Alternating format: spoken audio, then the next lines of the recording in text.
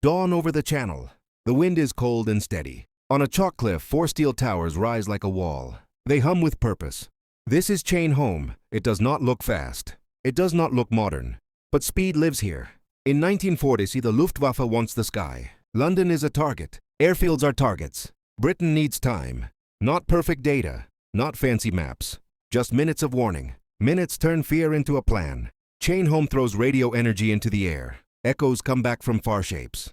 The sets are big and rough. The screens are simple. The operators are calm. A faint line moves. A pulse grows, then fades. It could be birds. It could be rain. Or it could be a raid. Across the coast, many stations watch the same sky. Each station sees from a slightly different angle.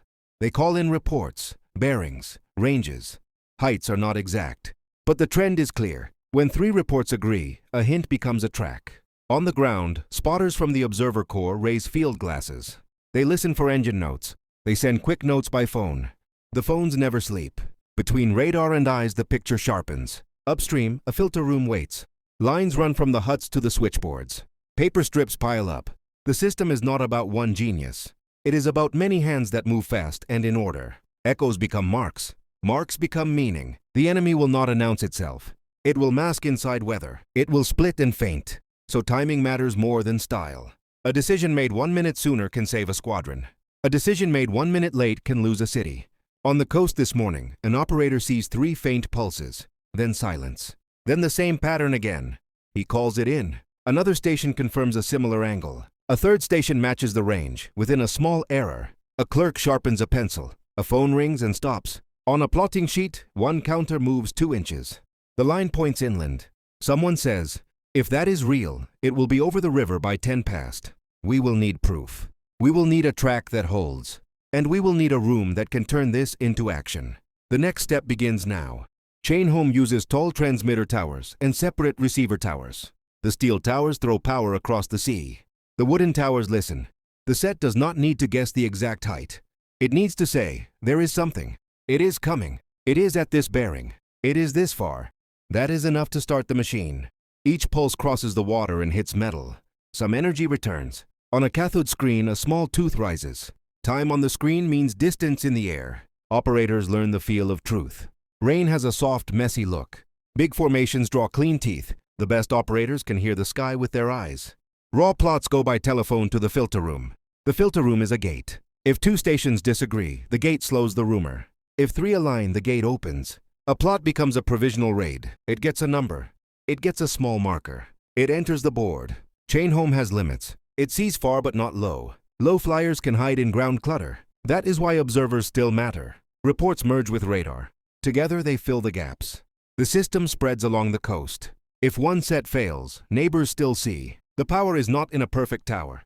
The power is in a connected chain.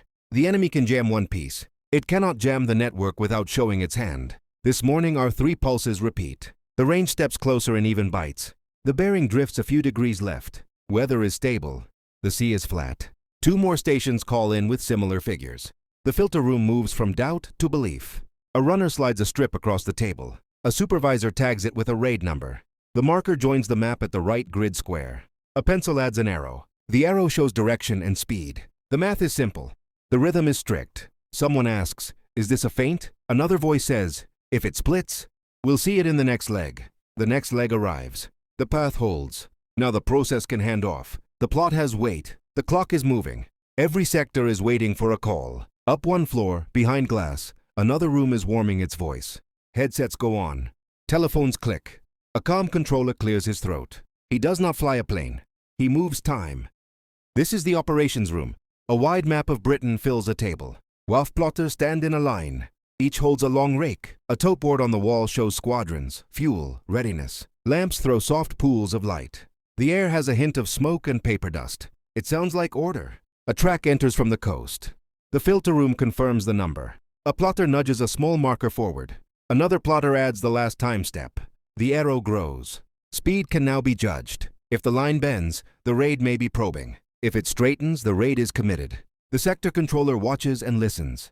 Phones bring weather from airfields. Radios report patrols already in the air. He asks for one more check from observers along the river. He needs to know if the raid is high or sneaking low. The answer is not perfect. It is enough. Scramble orders wait on the edge of his voice.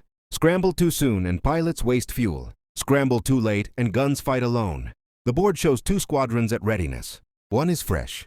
One is warming engines. The controller pairs them for height and speed. He calls the first squadron. A calm voice carries a vector. Turn 085. Climb to 15,000. Angels 15. He calls the second. Vector 090. Angels 20. Keep the sun to left. The words are short. The meaning is large. The track crosses a line on the map. This line marks the edge of comfort. Inside it, cities live. The tote board shows time since scramble. A runner updates the clock by hand. The room feels the seconds move. The raid makes a small bend north. Is that a split? 2 plotters check the next echo. The bend holds. It is not a trick. It is a path. The controller adds a correction to his vectors. He keeps the fighters on a lead, not a chase. Now the system shows its shape. Radar feeds the filter. The filter feeds the board. The board feeds the voice. The voice feeds the sky. Each step loses some detail, but gains meaning. That is the bargain. Engines lift from a field inland. Wheels tuck. Wings climb into thin air. The room goes quieter. It is a quiet that listens. The next 5 minutes will write the result. Fighters climb into clear sun. Ground haze hides the rivers. The first squadron levels at 15,000. The second takes the higher perch. Radios crackle. The controller does not shout. He trims the path with small words. Nudge right. Hold height. Steady. On the table, the raid now has a partner. 2 blue counters for friendly groups. The plotters keep the time steps even. The controller watches the geometry. If the angles close cleanly, the fighters will hit the raid's nose. If not, he must sweep to the flank and cut the tail. A fresh call comes from an observer near the bend. Multiple engines high. That confirms height for the second squadron. The controller adjusts 1 degree. He does not need drama. He needs fit. Fit between time, space, and fuel. The raid edge touches a thin chalk mark on the board. This mark is a private line. If a raid crosses here unopposed, bombs will fall on real roofs within minutes. The controller breathes once. Commit. 2 words go out. Blue markers slide. The vectors turn into action. The screen in the coastal hut that first. So the faint teeth will never see this part. But its minutes made this possible. Contact calls arrive like taps on glass. Tally, 20 plus. Engaging. The room does not cheer. A plotter moves a red counter backward to show breakup. Another plotter adds a tiny spread to suggest confusion in the formation. The tote board flips a tile to mark fuel used.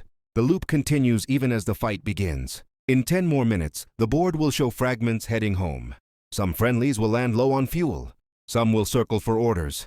The controller will already be asking, what is next? Because the system is not a single punch. It is a rhythm. That is the truth of Chain Home and the Dowding System. Radar gave time. The rooms turned time into choices. Choices made minutes earlier than the enemy expected. We will leave one question for the next episode. The enemy did not accept this loss. It built beams to guide night raids. Britain answered with counter beams and clever tricks. Could radio waves be fooled as easily as eyes? Next time we test the night.